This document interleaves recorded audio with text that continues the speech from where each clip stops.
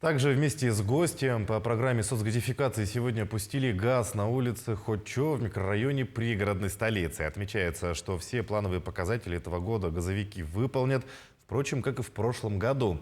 По соцгазификации уже уложили 80 километров газопровода. На территории республики заключили почти 3000 договоров. На данный момент к газу подключили 570 домов. По программе дополнительно газифицируют еще 28 населенных пунктов. Этот дом мы купили в конце 2020 года. Переехали сюда буквально в прошлом году. Раньше у нас, получается, отопление было электрическое. Ну, соответственно, там цены в разы выше, чем газ.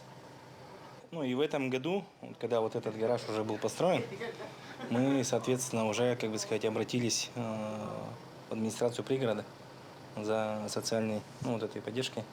По идее, ну, вообще в перспективе здесь, в пригороде, вообще не обещали. Ну, когда я покупал этот дом, вообще сказали, что здесь нет, ну, что здесь не будет газа. Но все-таки как-то они пришли к какому-то компромиссу и, видите, нашли выход из этой проблемы.